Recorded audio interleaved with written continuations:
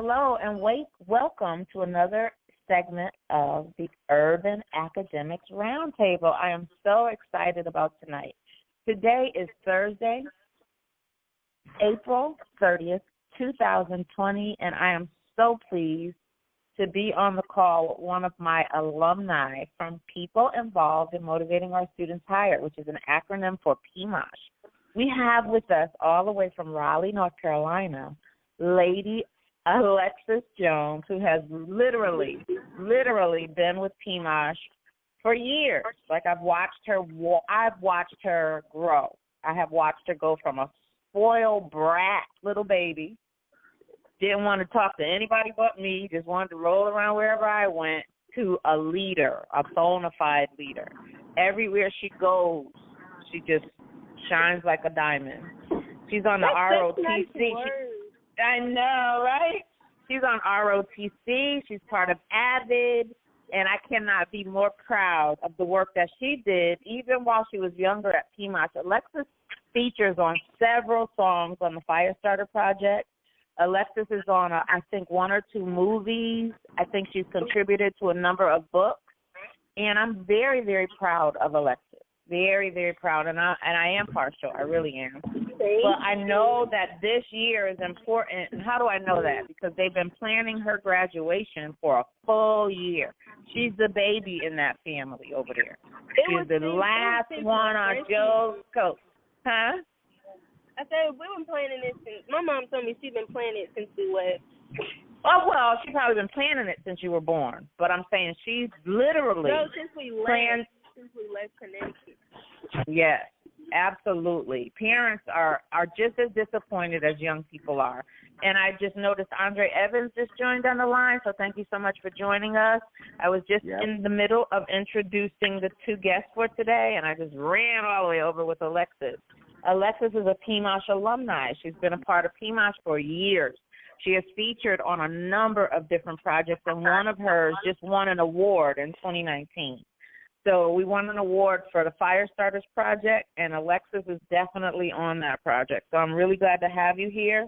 In addition, we have Lady Lonnie, who is a mental health professional, a teacher by trade, and a mental health provider. Like, she's a mental health provider, like, as a job. But she is also an alternative family living provider, which is AFL, a fairly new service to me. But she's actually living it. And in her house right now sits a 11-year-old who's in the 5th grade and a young adult who has learning disabilities. So we have the perfect people on the phone to segue into week 5. Well, this is week 5 of COVID-19. We are in week 5 of this pandemic, and we have been covering it from the beginning. And I just am grateful to everyone on the line right now, and as people come in, we'll just let them join in, but we start at 9:30. So just real briefly, what I would like to do is I would like those that are around the table to introduce themselves to Aalexus and to Lonnie before they begin to give you their stories. Let's just let them know who's on the phone and who's going to be asking them these questions. I have already explained what we do with the content. We take this recording and then we edit it, and then we repurpose it wherever we can, including YouTube, social media. So I'll be sending all this stuff out to you guys. And the goal is for you to share it. Our people don't get this kind of information. Our people don't even know what's going on. We don't even know what's going on. So those of you who make it to this call, you have the wherewithal to share the information with everyone else. So usually what we do at PMOSH is we start in alphabetical order, which would be, in this case, it would be Boston. So, Dre, take it away. Yeah. My name is Andre Evans from Boston.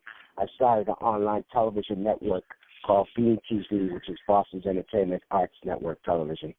I have a local show called Community Insight, which deals with affordable housing, family matters, veterans' homes and God programs and services, and educational development. Part of the reason why I'm involved with education is because PMOSH has kind of taught me how to engage in the educational aspect and help kids get back into school and get an education, especially in today's society.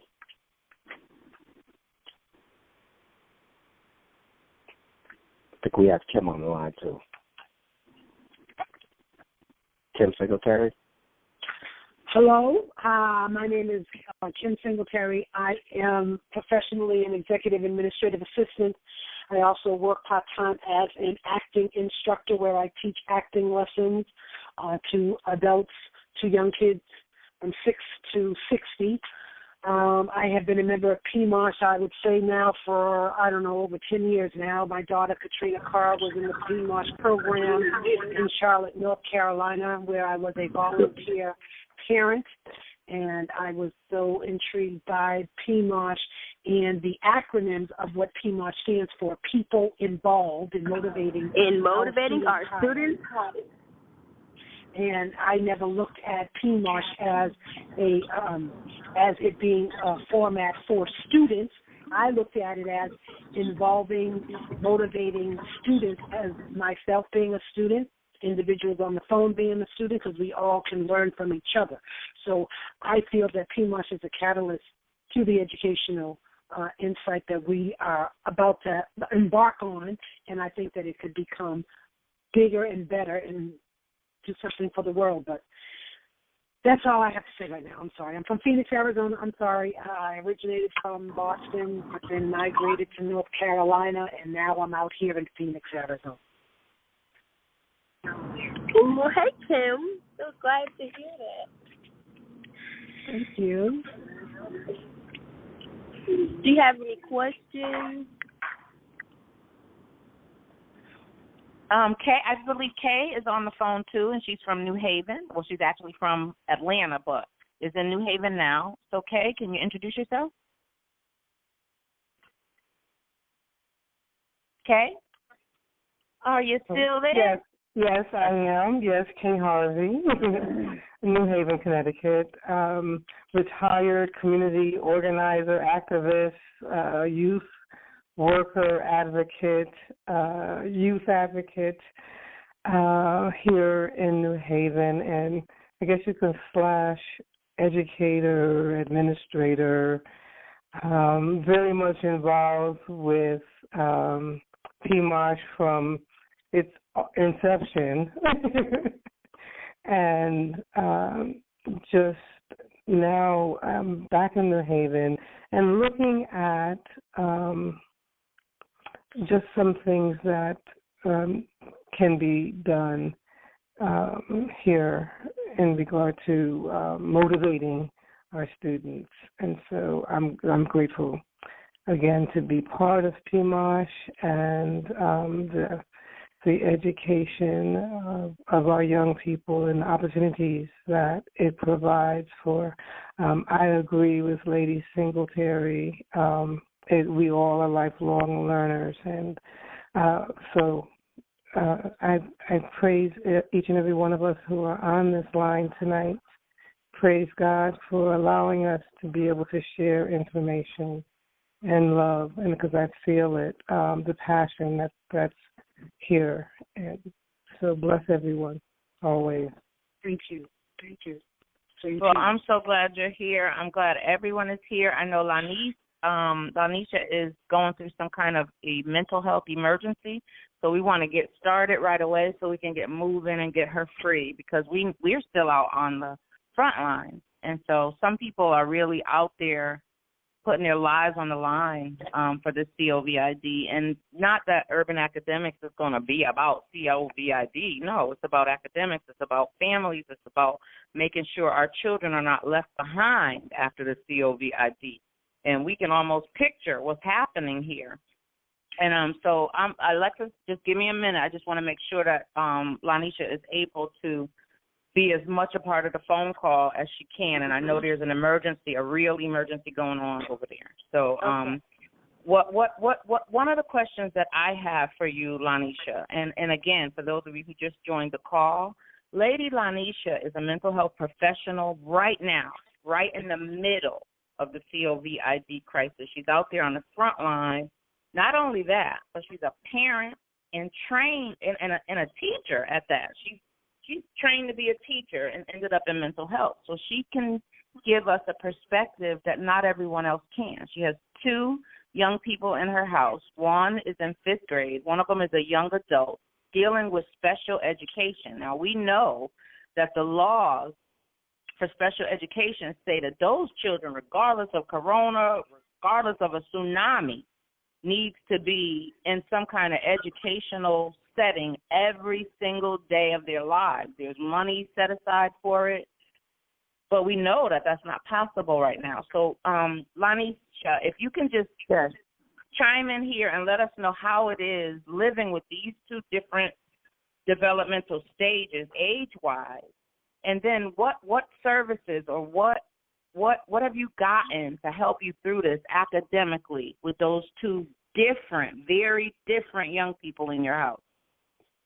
Okay, I'm going to start off with my daughter. I was blessed. My daughter's name is London. She's in the 5th grade, and when I'll say by the time she was 3, I had an incident with the daycare. So I left my job, and I opened my own in-home daycare for 2 years. And I say that because I think that I didn't know how much value that carried in her life, but I trained her from the beginning. So she knew my value of education.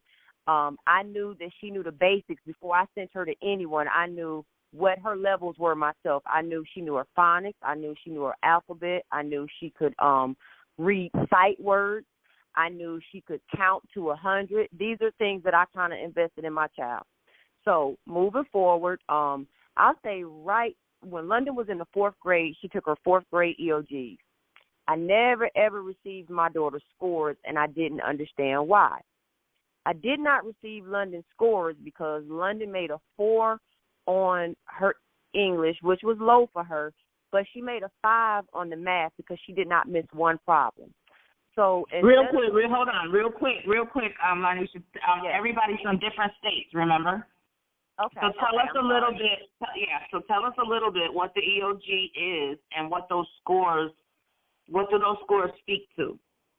Okay, the EOG here in Charlotte is the end of grade exam. It's the gateway year. It's usually the most important one. The 3rd grade is important because that's where they see where your child's levels are developing. In elementary school, they take it in the 4th, the 3rd, the 4th, and the 5th grade. Well, 5th grade is a gateway year.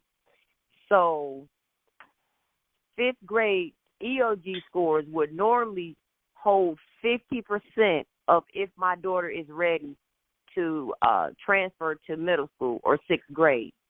Because, things get a little bit more independent in 6th grade. So if you don't have your foundation of what you need to know from elementary school, they're usually, if you don't pass your EOG, I'll say in May when they give it to you, they give you another opportunity to pass it in June. If you don't pass it in June, they allow you to go to summer school. If you do not pass it in summer school, most of the time they'll try to retain that child. Because if you go to middle school and you don't have your foundation in elementary, it's hard to be successful without you're lost. Tutoring you're and lost extra support. Yeah, you're I'm lost. sorry. No, I was just saying that they would be lost. Right, exactly. And so that goes to say, so anyway, I did not receive my daughter EOG scores. I had to contact the Board of Education. When I contacted the Board of Education, I found out then that my daughter did not miss one question on her 4th grade EOG, and she put her in the 99.999 percentile. Okay. I was a little taken back because I didn't receive anything in the mail congratulating her or anything. What I'm they going to say did, congratulations to you as well. What they did Right. was they held on to her scores because they wanted to know what my education level was and what was the likelihood that she did not cheat on this test. It was hurtful. It was disrespectful. It was disappointing. But when people show me who they are, I believe them. I know. So what me and my daughter was, I praised my daughter within my community. We made a big deal. We go to a church activity. Everybody made a big deal out of it. But what hurt me is something that I felt like, I mean, you go to school to do good, but I do think that she should have received some kind of acknowledgement to encourage her to continue to do well. That's right. Now, I say that to say this. My major concern is, what about the students who are not like my daughter, and what about the students who don't have parents who have the education background that I have and her father has? Right now, I have a little girl at my house who is my daughter's friend.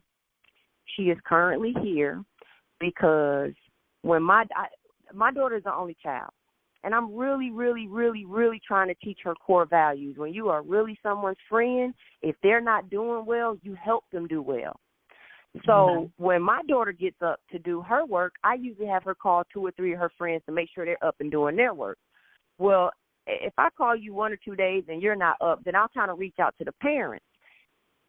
And what I'm finding is a lot of these parents are just not in the know. Some of them don't have the technology, like Wi-Fi and some of the things like that, to be emailing the teacher back and forth.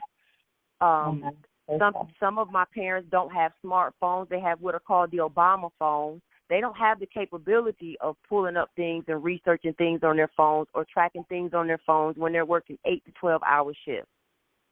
A lot of the kids, the structure, my biggest fear, even with my daughter being as high function as she is, my biggest fear is, where is the structure and the consistency? I used to be a 5th grade teacher. I had to be at work at 7:15. I got off at 4 o'clock. My daughter has 2 core teachers, which is the math teacher, because she's in higher functioning classes, the math teacher and her English teacher. Her English teacher has made herself available Monday through Friday from 11 to 1.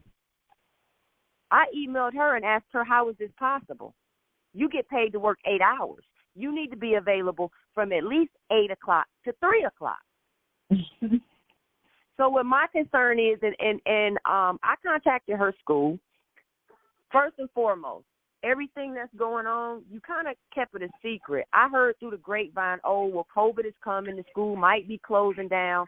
I wasn't invited to any board members. Nobody called me for any type of input. It was really secretive. Then all of a sudden I wake up one day and I find out that CMS is going to be closed temporarily. Then I receive a text the day before telling me, oh, no, we're not opening back up. You need to get to the school to get a computer. This whole process was not thought out. I know. And what I do know is, not only are these students being left behind, but so are the parents. A lot of the parents, I had my child when I was 31 years old. A lot of my daughter friends, they're 10 to 15 years younger than me. Right. Some of them don't have the, right. Trying to Go ahead, old girl, tell it. They just don't have the structure, the balance in their life. It's just so many different levels to it. I have parents that I'm working with, helping their kids, that they want to do all they can for their child, but they're working 12-hour shifts now because this is the first time where they're able to pick up more money to try to get ahead because of the circumstances. So they're really depending on their child and their teacher to link up to make sure they're getting their work done. Some of my parents are not even home in the morning when their kid is supposed to be getting up, going to getting on the computer, because normally they would be dropping their kid off at school, going to work, and then they would meet up after school.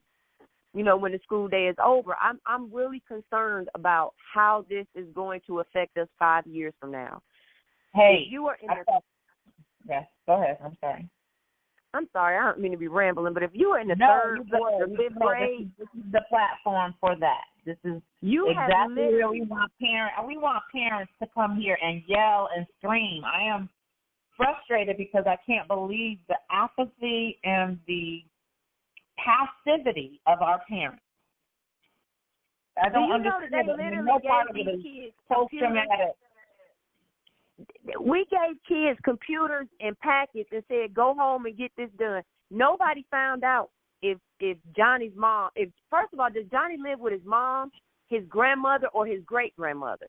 because that's going to depend a lot on what their support is going to look like at home. Nobody asks, hey, I'm going to give you this computer. Do you even have Wi-Fi? Do you even know what Wi-Fi is? I mean, there's so many levels to where we're dropping the ball and these kids are going to be affected. And it's How about as simple as this? When they tell you to come pick up the packet, you don't have a car. They just assume everyone has a car. They can get there from 12 to 1. So you know what I decided to do? Because it's the best I can do. I'm not really from Charlotte. My circle is kind of small.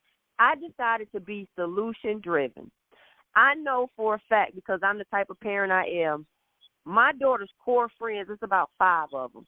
They range from Indian, African-American, Spanish to Caucasian. I keep up with those parents. When an email comes through, I shoot everybody an email or call them, however is their best form of contact, to let them know, hey, starting after spring break, make sure these kids getting this work done because they're grading it. Or I had one parent, they were in Charleston when all of this went down. She didn't even know that she had a certain amount of days to get to the school to get a computer, so we went and got it.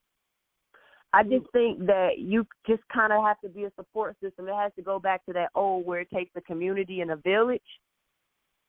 Right. That's what I'm trying to do. I like I told one lady, I know I'm getting on your nerves. I know I've called you every day because I need you to understand they will fail your daughter. They will tell you they're not going to fail her. Just like in the beginning, this work wasn't going to be graded. Now the work is graded. In the beginning, it was going to be work that they were familiar with. Now I'm teaching my daughter new lessons that she hasn't learned from school. And like I'm telling the principal, this year she was in school just as much as she was not in school. How is this going to look for her next year? She's transitioning to a whole new world. She's not just going to be in one class. She's going to be in 6 classes. She's not going to be in a class all day. She's going to be in there for 45 minutes max. Wow. It is so much that I'm concerned about. Yeah, and we need to hear from parents because, see, listen, school, and you guys can chime in whenever you want, but I'm just saying, like school, the way it's been structured for us over the years, is it's always been the parent opportunity to say, input, make different, change, restructure.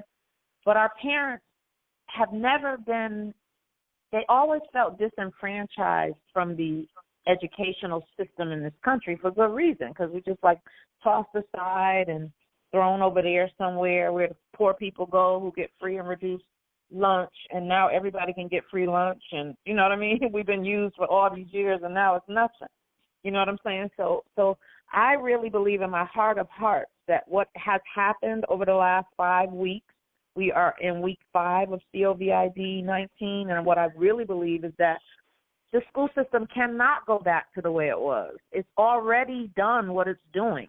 It's already, you don't see education anywhere in all of this. This is like the blanket is thrown over education because education has to exist anyway. They're never going to do without that budget. It's just parents need to step up and say what it is they want, and that's what I'm having trouble with because nobody is talking, and you're one of a few.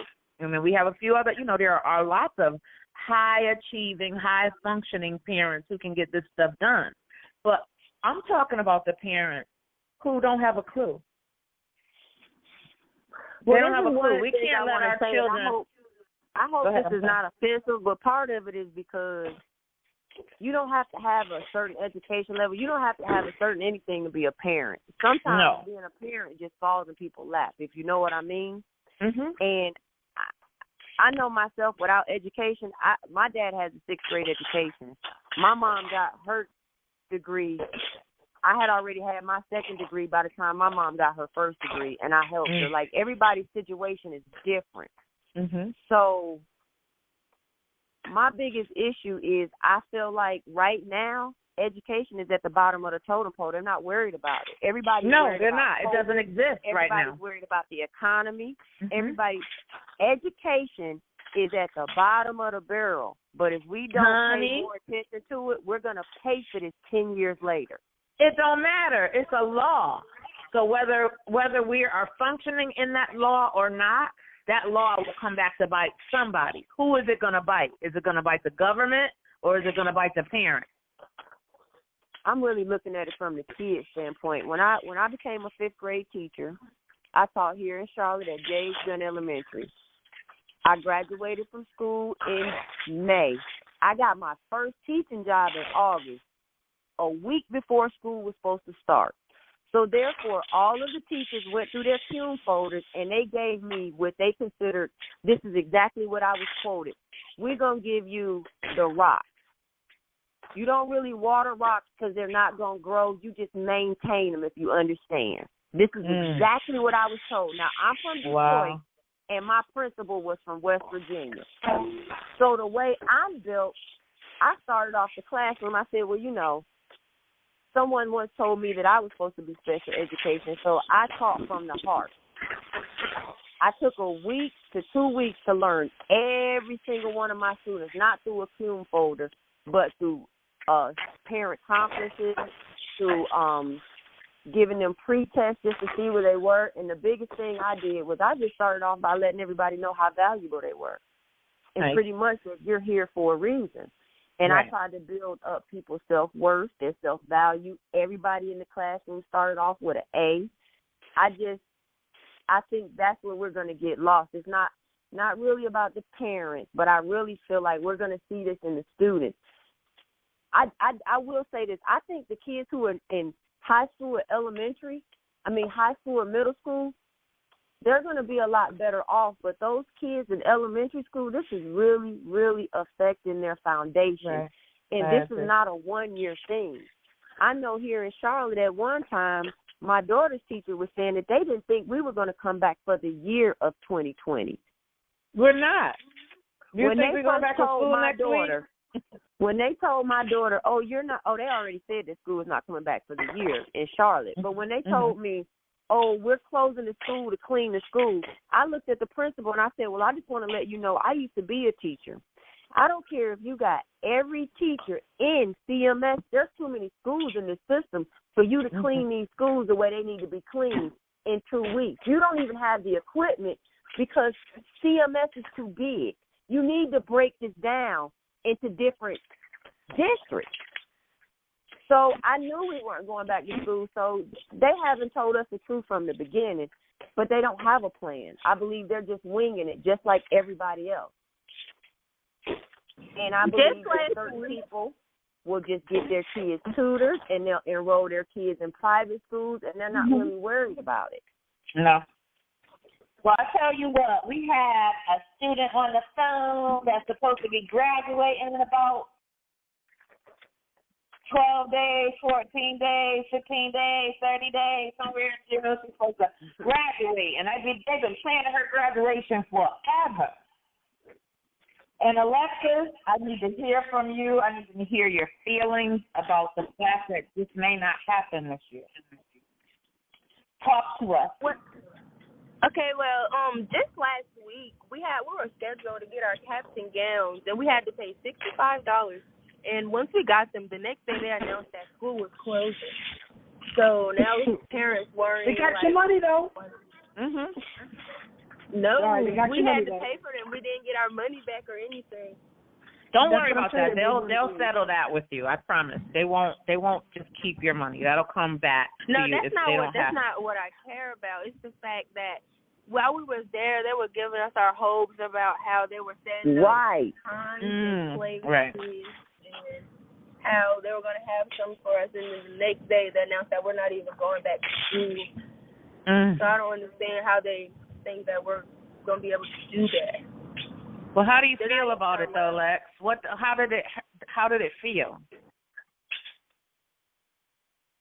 It makes me. I have a question. How did it feel when you first heard that school was shut down your senior year? I was angry because just like my mom, she got to see all my other siblings walk across the stage. I had to attend many graduations, and I just wanted to feel that feeling because, you know, everybody loves the feeling of graduation or something special. That's right, and you deserve it. This is a straight A student, y'all. Listen, This is a PMOSH alumni. This is a straight A student. This is a student who walks in a uniform going ROTC. This is a student that's an AVID. This is the top of the cream of the crop student who cannot graduate. We've been planning this graduation for years. Well, PMOSH goes to all the graduations.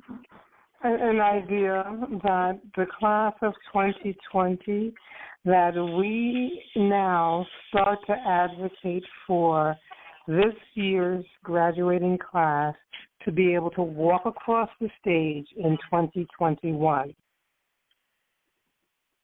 And that's what we should be. I mean, it's not fair. I mean, it's not your year of, you know what I mean? But just to be able to have that experience. So, well, listen to this. 2020, 2021. I don't like that. I feel like my accomplishments should be acknowledged when I work for them. Nobody had to put in any extra work. Understood.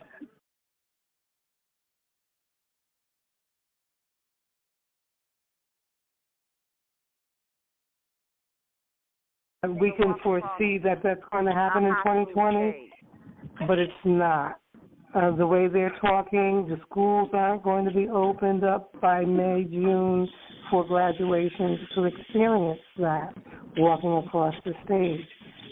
It's just something to throw out there.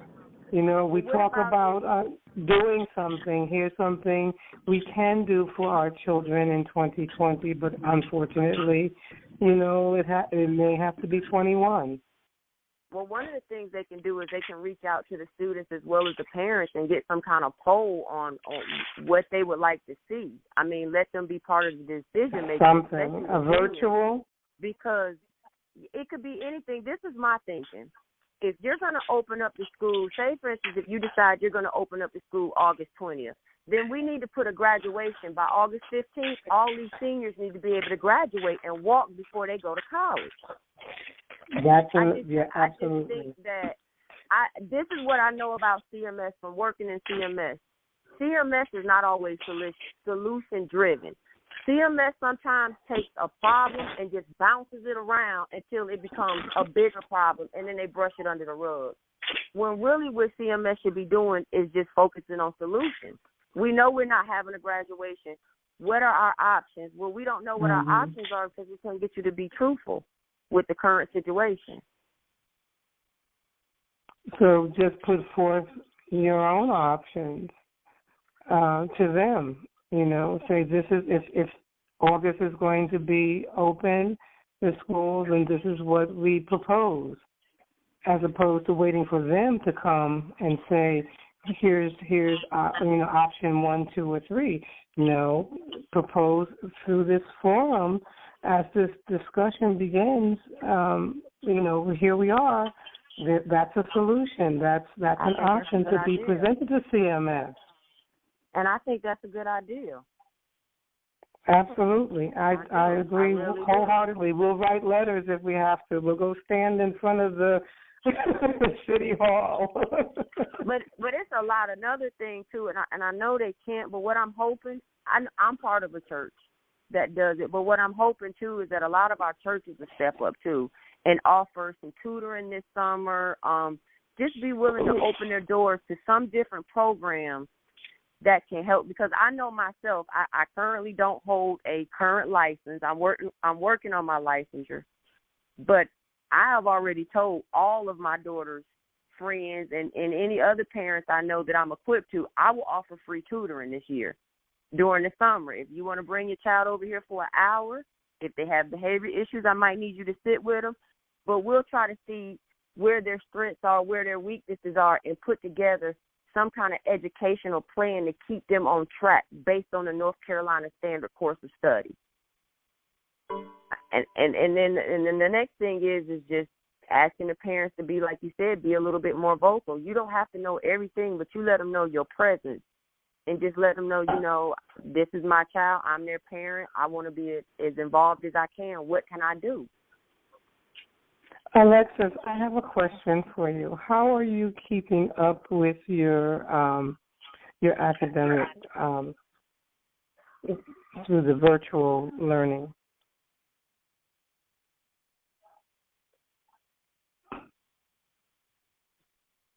Hello? I don't know if she heard you. Oh. Say it again. I don't know. I heard Aalexus? Hello? Just you and I on the phone? Hello? I'm on the phone. This is Kim Singletary from I'm on the phone. Andre, I'm on the phone. Yeah. Okay, well, she's calling out to somebody. Oh, wow. Aalexus? Oh. Patrina? Patrina? I can't hear her. Patrina. See, Patrina's not even on the phone with us. Oh, wow. Oh, and maybe that's the connection. I'm on the phone. I'm just on mute, but Aalexus is who I'm looking for. Oh, okay. This is me, but let me find her because she fell off. I think her friend was on the phone with her, but she's kind of quiet, shy. Hold on.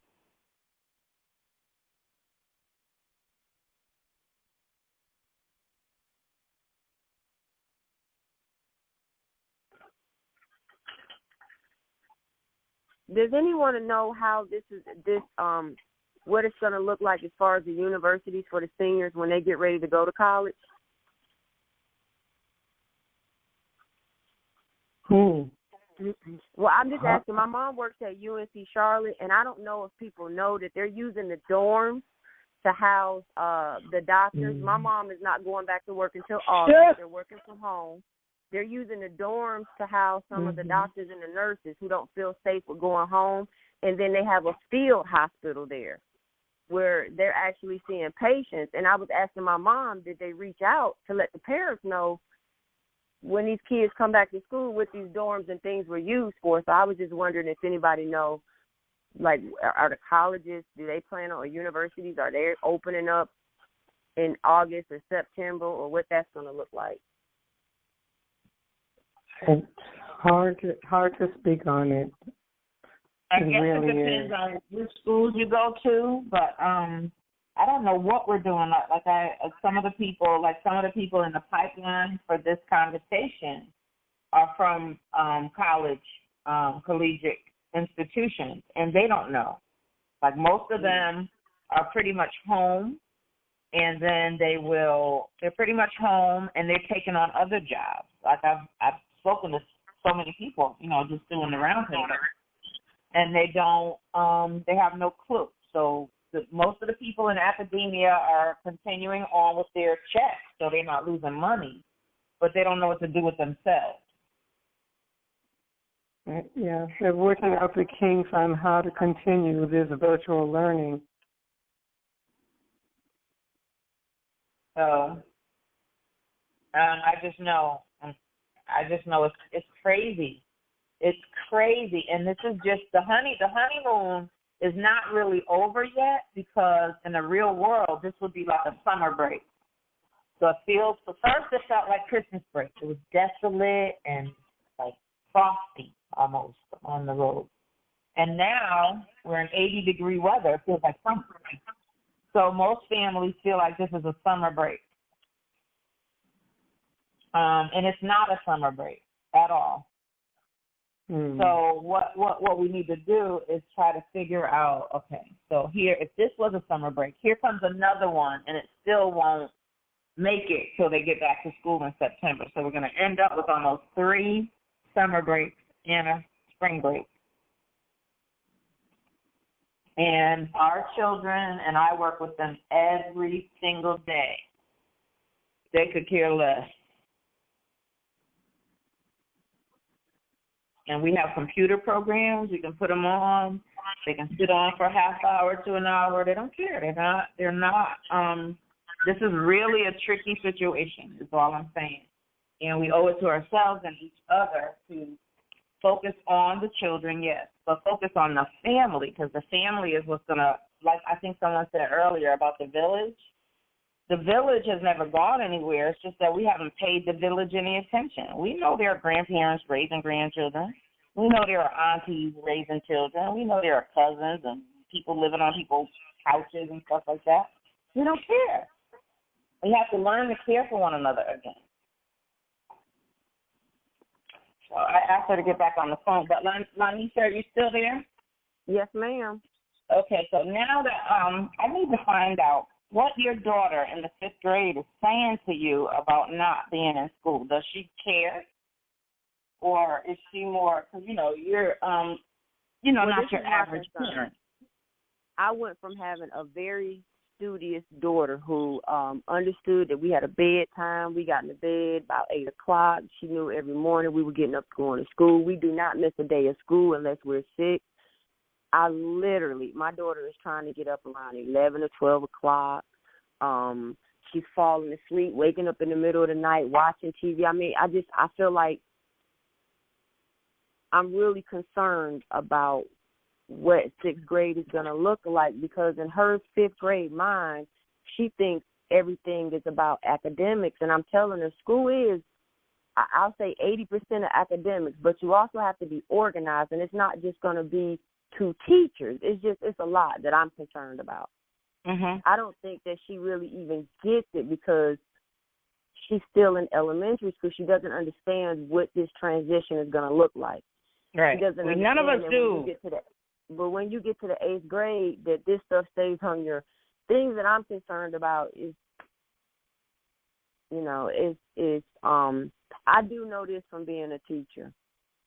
Kids either love school or they don't. And what you want to do, what I try to do, is continue to promote them being interested in school and their love for education, however I have to do it. And that is my concern. My concern is that my own child is kind of turning into a little bit of a slouch when it comes to education. She thinks that, it's just a computer right here. I can get on a computer, whatever. I'm smart. I can read and comprehend, and what I can't, you can help me do. And that's not how I was raising her to be. And I'm not just seeing it in my child. I'm seeing it in her friends, my nieces, my nephews. When I reach out to some parents, there's some things across the line. One of them is the availability of the teachers, some of our comprehension of the new lessons and the new way that they're doing math and some other subjects.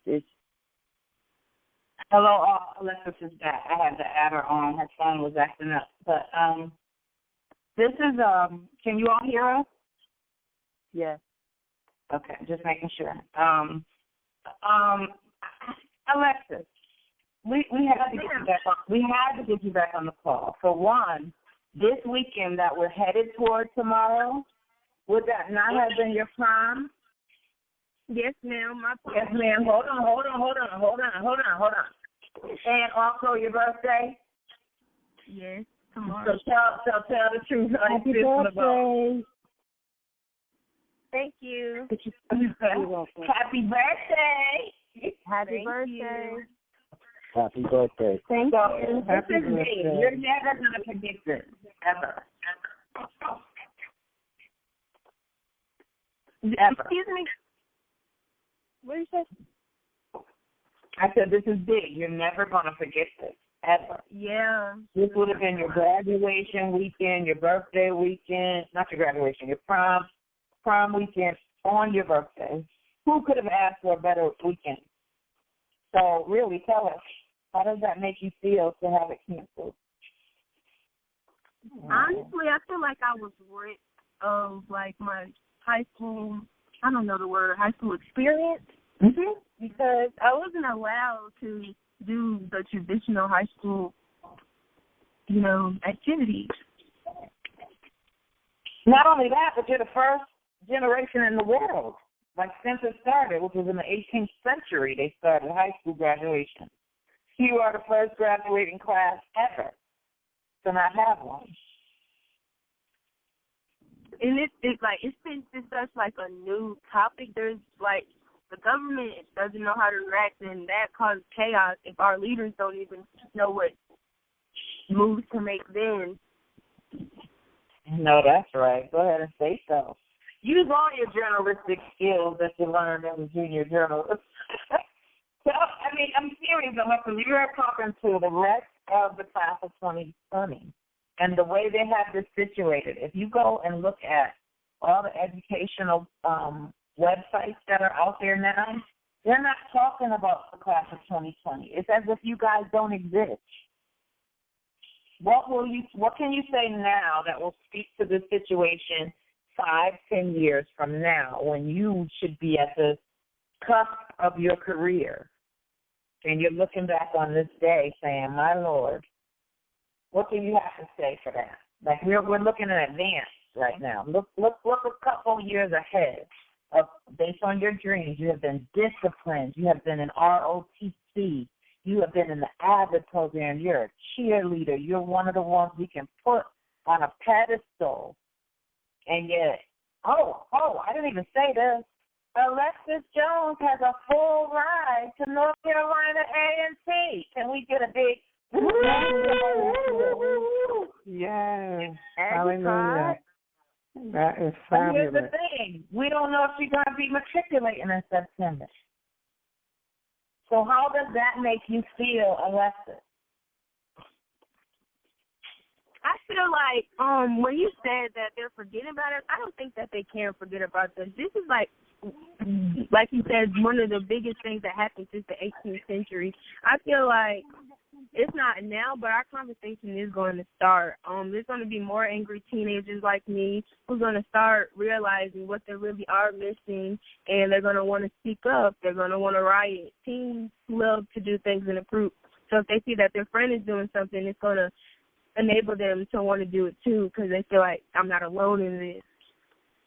So I just feel like, well, I feel like this, Aalexus. I don't feel like you guys were forgotten either. I feel like we didn't get to celebrate you.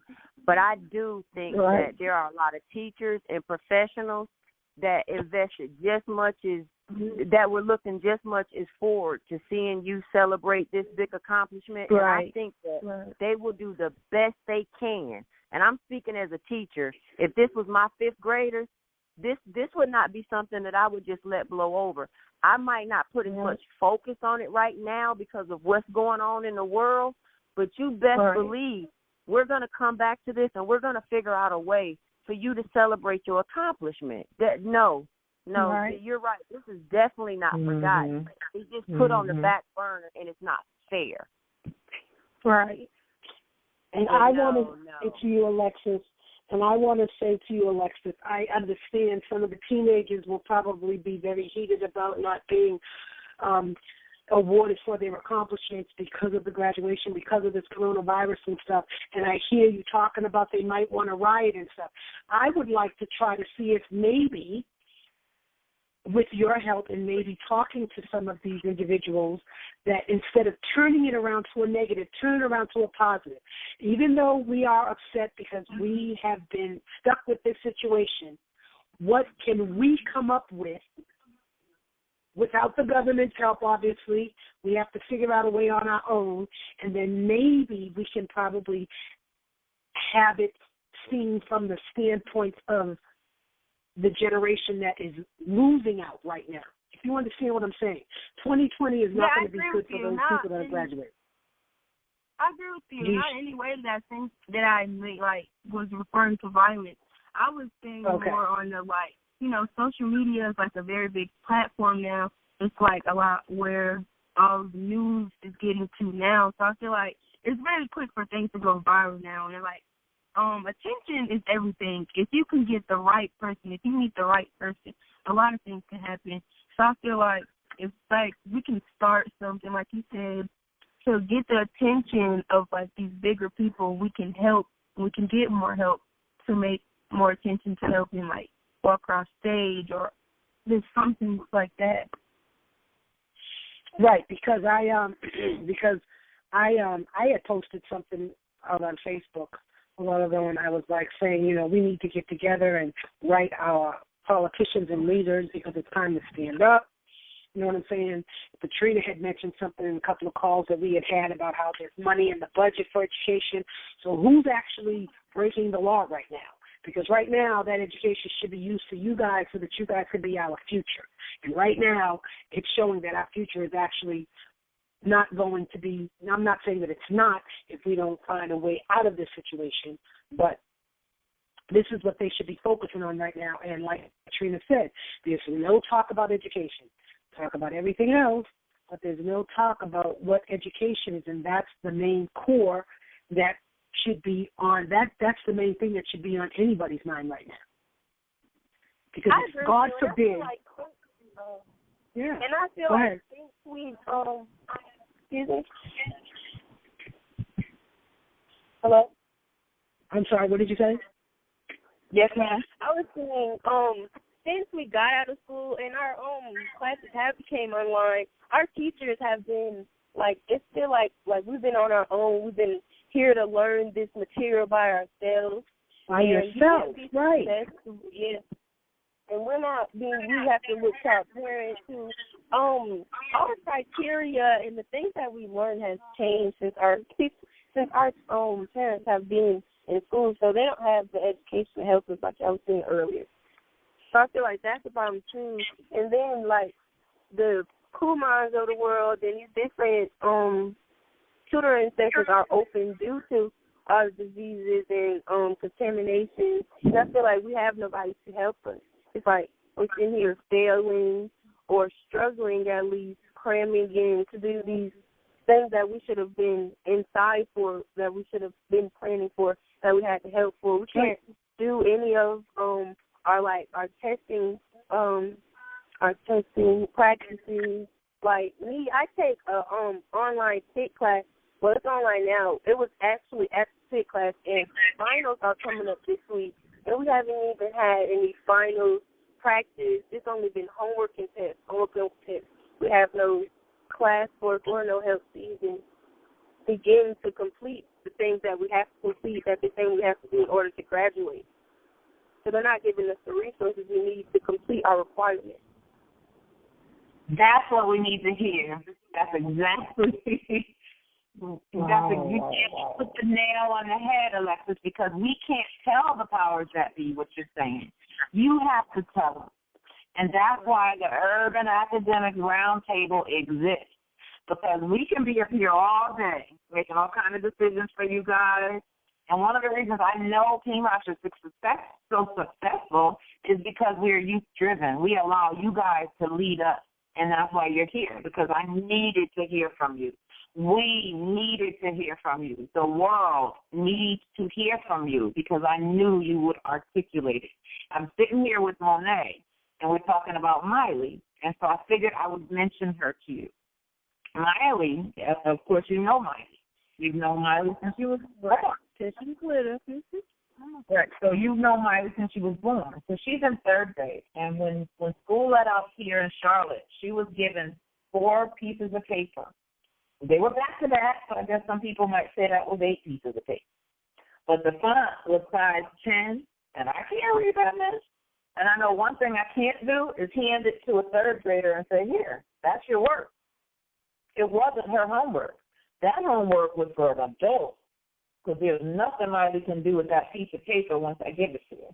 If it were Miley's homework, I should have been able to hand it to her and expect that she would go in her room, sit at her desk, do her homework, bring it back to see if it's right. But we couldn't do that. As a senior in high school, I can't imagine. I cannot imagine. It's even more stressful. It really is. It puts a lot of pressure on it. Mm-hmm. Well, what would you say, though, to a third grader who cannot articulate the way you just did how you're feeling about not being prepared for some test that they want you to take, but nobody prepared you for it? You can articulate that. You're a junior journalist. Miley is in the third grade. What do you have? Can you speak for Miley? Please? Well, I feel like for someone like Miley's side, they don't really know what they're missing. They know that they're not seeing their friends in school anymore. They know that they're not teachers, but they don't understand the magnitude of the situation yet. Mm-hmm. I feel like that the kids are not being informed as to what's going on either. They're hearing things from their parents, and they're not able to actually say anything because they don't know what's going on. They can't really speak to someone who do not know what they're going on. I feel like they should make it more, I don't know how to say it, kid friendly. I guess they should actually tell the kids what's going on too. Like, this is their, like you said, you heard what you need to know how we feel, and I feel like they should give kids like her age a way to do that as well. I believe that. That's a great message. I agree with that. Yeah, I did too. How about, let me ask you this. Once school was sort of put on hold for you, did you immediately go into virtual or online mode, or was there some gap in the service? Can you say that one more time? The phone was skipping. Huh? Say it again. Can you say that one more time? The phone. This one is for Aalexus. I'm just wondering, when you as a senior, like I just consider this senior class all that, but as you're planning whatever, when they finally say to you, oh, well, we're going to close school down for 2 weeks, a month, maybe till the end, like what was your immediate response to that? You didn't understand it, right? None of us did. Like, we don't know what COVID is, and now they're about to open the schools. So if you have a scholarship, a full scholarship, full ride to North Carolina A&T, a technical school, and they telling you, well, we might not open in September. What does that do for the fabric of a person like Aalexus, who has built her whole persona on higher education? There's been so many of us in on her case, making sure that this is possible, and now here we are. Full scholarship. How many of our kids can say that? A full scholarship, senior year, ready to walk across the stage. We all trying to figure out what colors to wear. And we may not have a graduation to go to. Chances are we won't. Not right now. Chances are we don't have one. And even if we do have one, it's not going to be the same. You're not going to feel like, going, like walking across stage, looking out into the stands, and seeing your whole family smiling and cheering for you. It's not going to be the same. It's not going to be the same, because if they do open it up, they're saying it's only going to be allowed 2 to 3 people per guest, and that's for me, at least. My whole family helped me get where I was, and my whole family wanted to see me when it was my time to be signed. Like, when it's my time to sign and be acknowledged, I guess.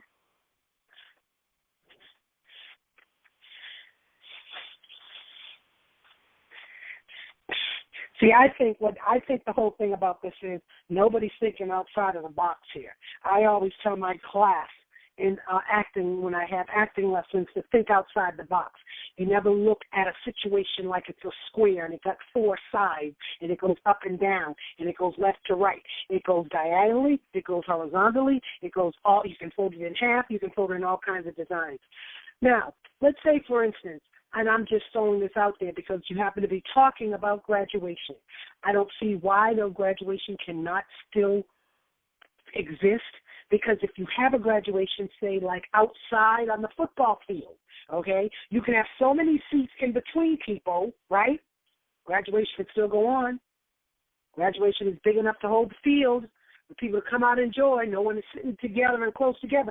So, see, this whole thing has a lot more to do with not just education, and I'm not trying to take this conversation there because that's just how I feel about this whole coronavirus thing. This whole coronavirus thing is not just, it's to shut down this country and change it for all of us. That's what they're doing, period, end of story, from the schooling to the jobs to everything. They're trying to make it seem like there's no outside of the box thinking for them to come up with, and that's what we as individuals, citizens, students, parents, teachers, PMARSH, whatever, need to keep expressing to them so that they know that it is not a square box. You can think outside the box. They're trying to make us think that this is the box. We're in the box. This is all that we can do within this box. And I don't believe that. I am not a believer. I am an optimistic thinker, and I believe that in everything that I do. And I believe that this is just so that they can grab control over changing it, yes, virtually having there be no more school anymore that people go to. Yes, I see that coming down into eventually getting chips into everybody. Microchips into everybody. And if you don't have a microchip, we'll be like in that movie I Am Legend or whatever, and then you turn into a zombie or some shit, whatever. I don't know. But all I'm saying is I think this stuff is headed in a different direction. I know that it affects everything and every aspect of everybody's life, okay? But everybody is so concerned and consumed with what it is as opposed to thinking about the solutions like we are trying to do in this forum. So I say for a solution, maybe you can go to your school or whoever advisors and make a suggestion. The graduation could be held outside. The coronavirus isn't contagious in the air. If it's only contagious within 6 feet, a football stadium field has how many seats in its bleachers? Can't we space them out? I saw something on Google where they showed somebody in a state where they told them they can go to a park, but they had to stay 6 feet away from each other, and it showed sections of people sitting 6 feet apart from each other. So it can be done. So they were able to go to a park, and they were there at a park with a bunch of people. They weren't close together, but it was done. They weren't secluded in their house where they had to stay there. They got to go out to a park. So, see, I believe that there's always a solution to any problem, and I know there's one to this. It's just that somebody needs to figure it out so that it can be brought out. And like you said, we have a following so that people will hear it and heed to it, and then eventually somebody will listen and say, oh, yeah, we could do that. But nobody is giving them that, just like Patrina was saying. All this talk that they're doing about the COVID-19, ain't nobody said nothing about education. Ain't nobody said nothing about these kids that have already been in school and that are planning on graduating in 2020 and going off to college. Nobody's even talking about that. So then, because they have no intentions of having that gap. That's how I feel. And that's just my premonition. I could be wrong, but that's just what I feel. It's the truth, Lady Kim. I mean, we're at the 1st of May tomorrow, and we've been living this thing for about 45 days. And it's like whatever they're planning to do, they've gotten us out of the way to do it. And then people who lost their lives in the process, too. So it's bigger than anything we can think of. And the world is not changing, it has already changed. Yes. We have proven to the world that in 1 month we can change. Okay, let me just throw this out there, because I'm just throwing this out there because when this whole pandemic thing came through, and like I said, and I'm not saying that it's not killing people, okay, I just feel like the whole purpose of the way they're using it is not the same. About a week or two later, every place I went to had stickers, had glass, had markers, had 6 feet away from, you got to stand here at the register, you got to stand here. How did they get that so quickly? Because it was already planned. Come on now. I could see if they said, okay, here's the pandemic. Okay, you guys are going to have to stay in the house for a week or whatever. Eventually, you could see different companies, stores, protecting themselves with all this stuff. But every single store I went into had it all laid up, had the glass. Okay, so how did you get all this glass off so quickly? So they knew this was coming. They prepared to have these markers to stay 6 feet away from each other, sent out to grocery stores, check cashers, wherever, banks, whatever. How did they get, all of a sudden it just came up, oh, we got a coronavirus, we don't know where it is, we don't know what it is, we don't know what it's doing, we want you to be safe, but by being safe, we've also made up these things to help you be safe. Oh, so you made them. It's not about that. It's not about being safe. They did that beforehand. Yeah, it's not about being safe. It's about control. They want to control our lives. It's a game changer. They want to change the whole new world order. That's what it's about. They knew about this a year ago. That's why we did not find out about it. Because in order to keep fear in someone's heart, you have to keep the one on top of them. You have to keep, pushing the red button and keep the fear tactic. That's the whole strategy. Like I told like I told you, Andre, Corona stands for Control of Restructuring Our Nation's America. CORONA. Control of Restructuring Our Nation's America. And the virus part stands for virtual interaction will be how I wrote it down too. Oh my God, it's not virtual interaction is the required status or something I put because that's where it's going, right? So they're expecting us virtually to communicate where it's at. They're expecting us to communicate virtually amongst one another, and that's going to be the status quo. Right, but see, the thing about that is that they know African Americans are social creatures. So the only thing we do on the internet is social. We're not looking on the internet trying to learn much. We're not looking at education. We're not looking at. There are colleges where you can go for free on the internet, but that's not what we're spending our time on. We spend our time on social. And I thought about that. So the way I see it, I'm not sure. I'm really not sure if I don't have all the answers to everything, but what I do know is that what's going on right now, there is nothing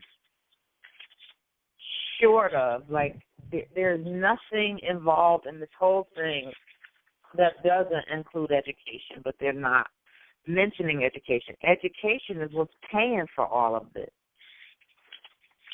Okay, how you get about what I'm saying? Like, education is what's paying for it. That's the schools are shut down. You know what I'm saying? So certain things they have to pay for, but a whole lot of the things they would normally pay for with fees. Okay. For 45 days. Because I thought about this as a concept too. With all of our African Americans that socialize on social media, and that's why I put a post out there, I think yesterday, talking about all my queens and kings need to come together during this time so that we can think innovative and collaborative ways to get past this. We have people that rap, direct music things in the music room. Okay, that's a form of technology. I think maybe if we as African Americans turn around and focus on that talent that we have in that realm, we might be able to overbeat this. Because that's what it is. You could turn around tomorrow and there'll be somebody got a new rap song out and they done fixed it up and did all that. If you can do all of that digital stuff in the what do you call it, the studio or whatever, and whatever, that's technology. So that technology, I feel we're using technology now just to talk from all these different parts around the country. Right, but what I'm saying is we're not using the technology and our knowledge of the technology to help defeat us so that we can get past this. We're just using it as pleasure. Right. See, the recording studio is for pleasure. I want to hear music, I want to rap, I want to make a song, I want to do this. But how do we know that those things... We're not thinking outside the box. Right, thinking outside the box. Because those same studios or whatever might have the capacity, okay, with all the knowledge of the music gurus out there to turn around and be able to, who knows? I don't know. Who knows? Well, this is where it begins. That's why the dialogue is necessary. So we know that certain things we need to do. Just the mere fact that we are all on this call at 10:39 on a Thursday evening at night speaks volumes. So think about those of us that are on the call together tonight, the combined energy of us. So we're already doing what you're talking about, Kim. Good evening. Well, you know what? I'm sorry I'm late. This is Denise. Hi, Denise. Good to see you. Good. Welcome. But you know Denise, what? I want to introduce to you real quick, Kim. We're going to introduce to you Lady Lonnie Miner. She's a mental health professional. She has an 11-year-old that's in the 5th grade and a young adult that's a special ed student. And we also have a high school graduate who is scheduled to graduate Mother's Day weekend, like June something, and we know she's not graduating this year. So we're trying to get her here to express her feelings to us. She is? No, I mean, she is going to graduate, absolutely. Yes, she is. But she's not traditionally. Yes, that's right. I'm sorry. I apologize. Okay, all right. I said that dead wrong. Yes, you will graduate. Yes, you will. It just will not be in the traditional sense. So please forgive me for saying that. Absolutely you will. You have met your requirements, girl. You met your requirements in 10th grade. How about that? You met your requirements in 10th grade. I know what I'm talking about. This is a child that I worked with. This is somebody I worked with since she was 10. I know the quality that's in this child, and that's the reason I wanted to bring her on the call, because I know she must have some real feelings around it, because I do for her. So I know she does for her. She's the youngest of her mother's children, just like you just heard her say. Everybody else gets this. I got to watch all these graduations, and now I don't get one. It ain't right for her. Yeah. Really? No. So let's speak to. You spoke a little bit about the prom. Now we spoke a little bit about graduation. Now we know that you have a full ride to North Carolina A&T. Now listen to me clearly. I'm not trying to say this to scare you, but what if there's no college graduation for you? What happens? I feel like if this still is affecting us in 4 years, I believe that not only is it made up in fake and a tactic for presidential elections, I think that they're not thinking about that, because if you think about it, all of this did not start happening until it was getting near time for the presidential election. That's when Thank you, Aalexus. I am so glad. Yes. What did she say? Repeat that. What did she just say? Thank you, Aalexus. Aalexus, I need you to repeat it. I think you struck a chord, girl. Say that again. You said Aalexus. I didn't hear that. I'm sorry. I think you struck a chord. Say that part again about what your thoughts are about the election. I was saying that, I feel like the coronavirus as a whole is a tactic for a presidential election, because it didn't get near as serious until it was time to change office. And my thing is, how do they know how many people are supposed to die from this disease if they've never seen it before, or how is there a talk on it still being affected? Another visionary. And time to come if none of this ever happened before. I feel like Aalexus, I love you, Aalexus. I love your train of visionary thinking, Aalexus, because I asked somebody the same question. So if this coronavirus is so deadly, why is the president and all his flunkies around him so close? And why are all of the news media so close? They're not getting sick. They don't wear masks. Yeah. So where the hell did this coronavirus come from?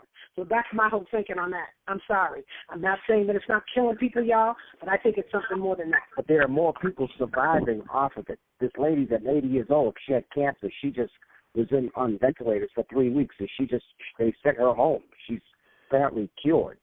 So yeah, but what it all comes down to, like Aalexus is saying, is because of the election. That's what this is all about. Right. Day one. That's day one. Yeah. Day one. They don't know what the virus is. They don't know the computer political virus. Political virus. That's right. Yes. They don't know what the virus was, where it was, how it came, how it's affecting people, but it's got to make everybody stay in the house. Mm-hmm. You got to shut down the whole economy. You got to shut down the whole world. No, you shut down the world because you're stealing our money, President Trump, and you think you're trying to change it by giving us $1,200, and we're going to vote for you. Doubt it. Yeah. But Aalexus sees that. I'm glad she sees that. She sees that. That tells me that her generation sees the sneakiness and the conniving. Oh, she is. They're able to think outside the box. She can think outside the box. Absolutely. Yep. Mm-hmm. You are absolutely right, Aalexus, and I agree 100%. Yeah, I know this is really, really hard to end a conversation like this, but it is 10:44, and we agreed to do these for an hour, and we know that they're going to run over. We do. We know that. Everyone who was invited, you saw me say we may go over. So we have to go over. And that's a good thing. Think about it. This is a pure sacrifice. Everybody on the line agreed to sacrifice to be here, and yet we did not hang up on it. We're still talking about how we can go on forever. So what I'm going to say here is, now we don't necessarily have to go on forever tonight, but we'll be here every Thursday at 9:30. Every Thursday at 9:30. And if you know someone who's interested or passionate about education, send them our way, because we're going to be here every Thursday. I'm going to ask some real hard questions so we can get some real clear answers from some of the people that sit in the decision seats for our children. So the goal here is to share this content on other platforms.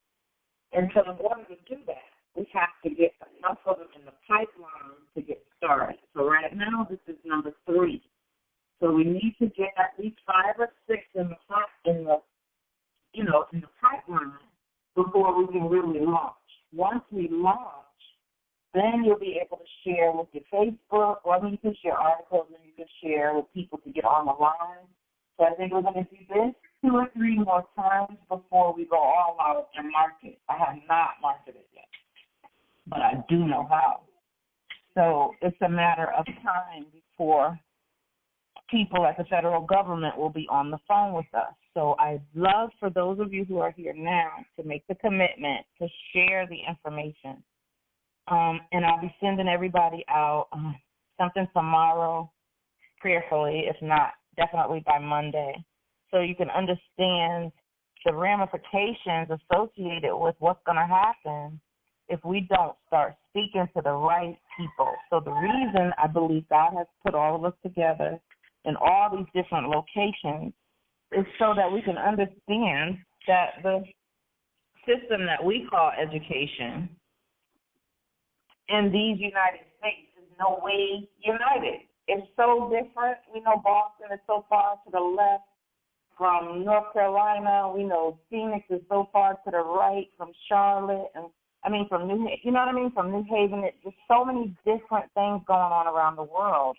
And if we can get one person from every state to agree to disseminate information, I'll tell you this, Lady Lonnie can get that information.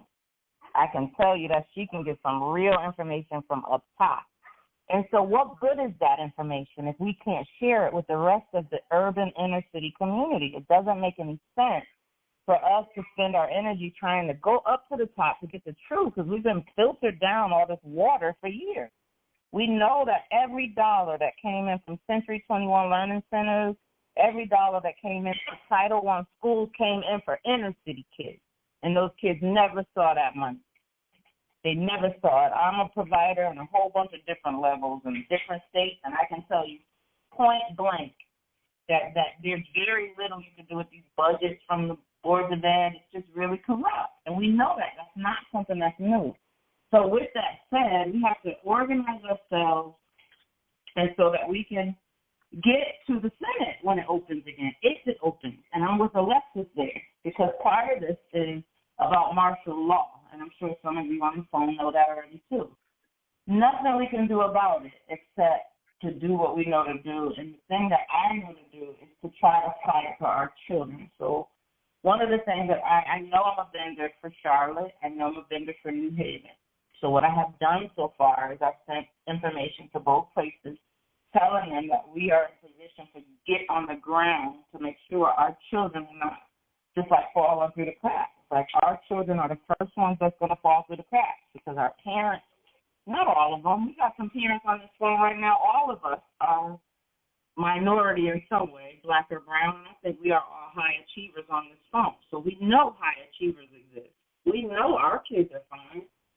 That's why we're on the phone, to protect the children that don't have us, to protect the children who don't have what our children have. So thank you again for being here, and please stay connected. Please do not give up on what we know to do for our children. This is out of the norm.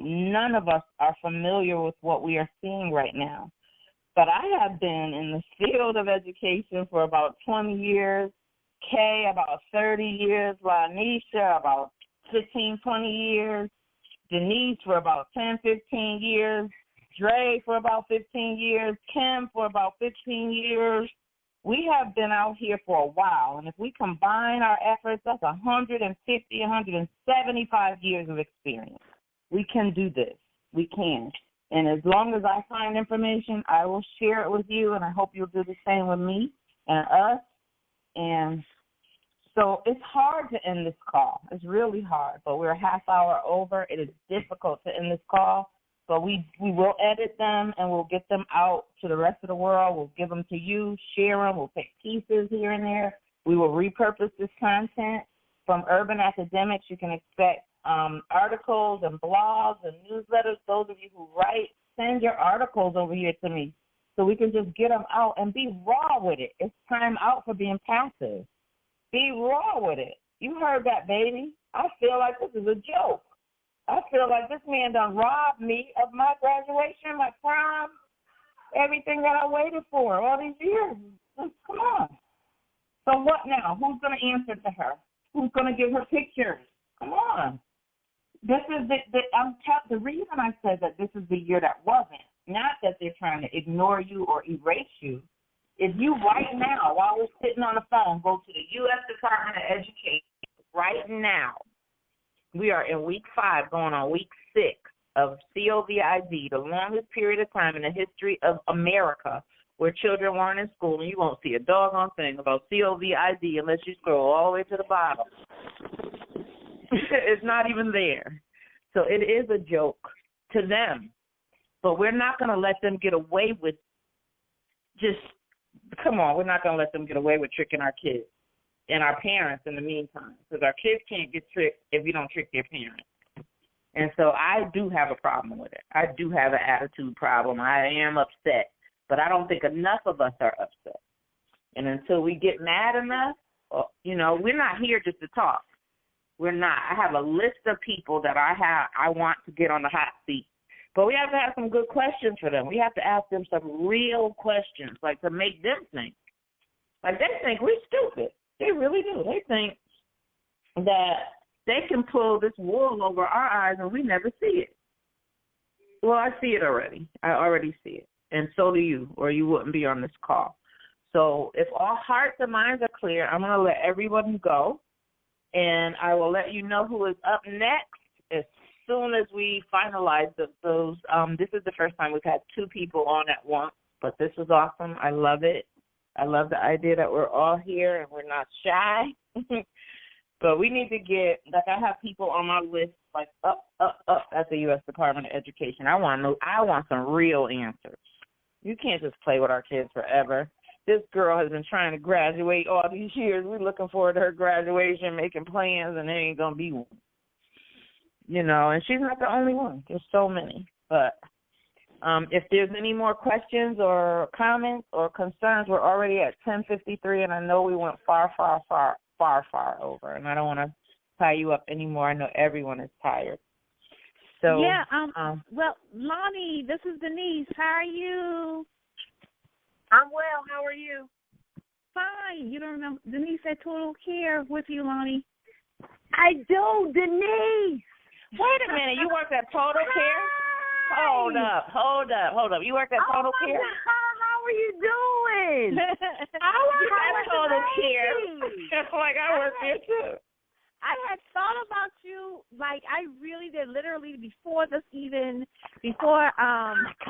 Patrina had sent out the flyer, and I had to look at your picture, but then I had thought about you, prior to that, probably a month ago or something like that. I just thought about it. I was like, I want to, about Lonnie or whatever. And then all of a sudden I saw Miss Patrina put Lonnie. I was like, that's Lonnie? I was like, wait a minute. So that's why I really had to get on this call. Yes.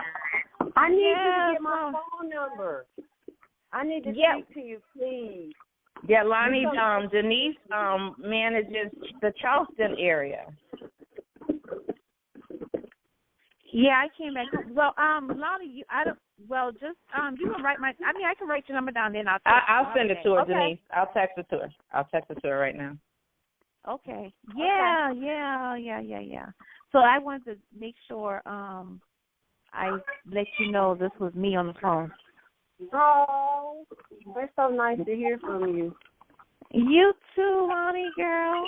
I'm so happy for you. Okay, sorry everybody. I just had to bring Sorry, y'all. I sent Denise, I sent it to LaNisha. Okay. Sorry everybody. Oh, you're fine, sweetie. I'm so glad you're on the line. It's just been a wonderful time. You see, we can't hang up. This is the nature of what we do. LaNisha, we're never able to hang up. We're always on the phone way past the hour. And I try.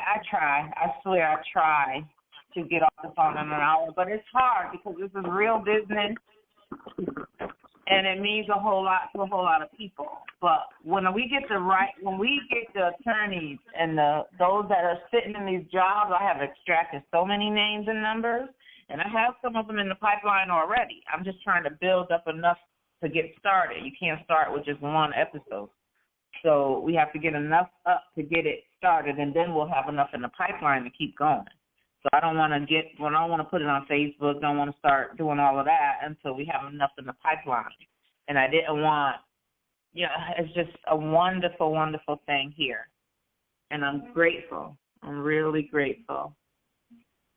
Awesome. Yeah, it's so glad to have you all on the line, though.